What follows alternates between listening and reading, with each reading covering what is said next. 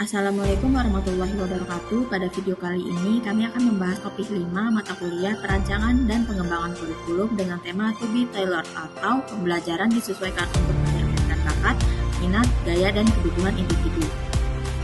Anggota dari kelompok 5 ada saya sendiri yaitu Reni Nursunawati dan juga rekan saya Syarifah Aini. Guru dihadapkan oleh keberagaman yang banyak sekali bentuknya. Berbagai usaha yang telah guru lakukan tentu saja tujuannya adalah untuk memastikan setiap murid di kelas sukses dalam proses pembelajarannya. Lalu bagaimanakah cara mengakomodasi berbagai kebutuhan perkembangan, gaya belajar, pengetahuan sebelumnya, dan minat peserta didik sambil tetap menjaga arah pembelajaran pada tujuan? Cara mengakomodasi berbagai kebutuhan perkembangan, gaya belajar, pengetahuan sebelumnya, dan minat peserta didik, yaitu guru dapat menerapkan pembelajaran berdiferensiasi. Pembelajaran berdiferensiasi adalah usaha untuk menyesuaikan proses pembelajaran di kelas untuk memenuhi kebutuhan belajar individu setiap murid. Namun demikian, pembelajaran berdiferensiasi ini bukanlah berarti bahwa guru harus menerapkan metode yang berbeda kepada setiap anak, memberikan tugas yang berbeda ke setiap anak, dan juga bukan untuk mengelompokkan mana anak yang sudah mengerti materi dan juga mana anak yang belum mengerti materi. Lalu bagaimanakah pembelajaran berdiferensiasi itu? Pembelajaran berdiferensiasi adalah serangkaian keputusan masuk akal atau common sense yang dibuat oleh guru yang berorientasi kepada kebutuhan murid. Keputusan-keputusan yang dibuat tersebut adalah terkait dengan yang pertama, kurikulum yang memiliki tujuan pembelajaran yang berfokus kepada peserta didik. Kemudian kedua, bagaimana guru akan menyesuaikan rencana pembelajaran untuk memenuhi kebutuhan murid tersebut. Yang ketiga, bagaimana mereka menciptakan lingkungan belajar yang mengundang murid untuk belajar. Kemudian yang keempat, manajemen kelas yang efektif. Bagaimana seorang guru menciptakan prosedur, rutinitas, metode yang memungkinkan adanya fleksibilitas. Kemudian yang kelima, seorang guru harus memberikan penilaian berkelanjutan di mana dalam penilaian ini digunakan untuk refleksi pembelajaran yang akan digunakan pada pembelajaran berikutnya.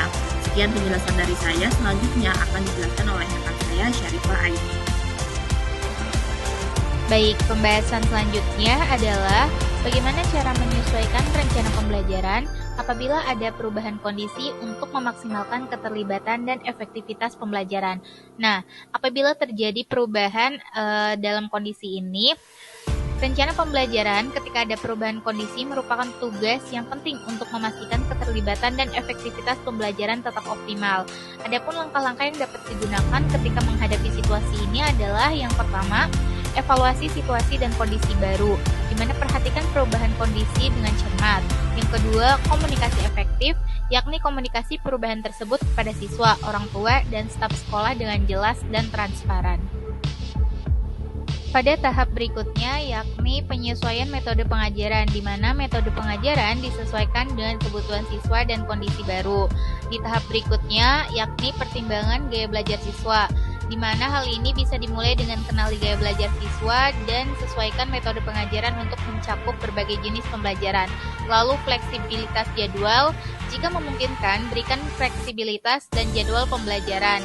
Yang selanjutnya adalah penyediaan sumber daya tambahan, di mana sediakan sumber daya tambahan yang mendukung perubahan tersebut seperti materi pembelajaran tambahan, tautan online, atau sumber daya eksternal yang relevan.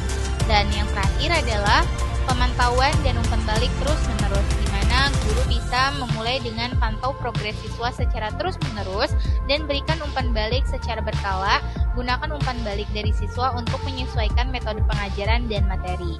Dengan langkah-langkah tersebut diharapkan membuat rencana pembelajaran yang responsif terhadap perubahan kondisi, menjadi keterlibatan siswa dan meningkatkan efektivitas pembelajaran. Langkah-langkah yang dijelaskan sebelumnya sama dengan implementasi yang kami lakukan ketika melakukan PPL di SMA Negeri 3 Kota Serang, di mana kami menyusun modul yang memperhatikan gaya dan minat belajar siswa, karena kami menyediakan konten materi dengan 3 variasi, di mana menyertakan PPT dan infografis untuk gaya belajar visual, video pembelajaran yang dapat diakses di YouTube untuk siswa auditori, dan pembelajaran di lapangan untuk siswa kinestetik. Pada modul tersebut juga digunakan beberapa instruksi-instruksi yang jelas dengan melaksanakan pembelajaran sehingga hal tersebut dapat memaksimalkan keterlibatan dan efektivitas pembelajaran. Baik, sekian penjelasan dari kelompok 5.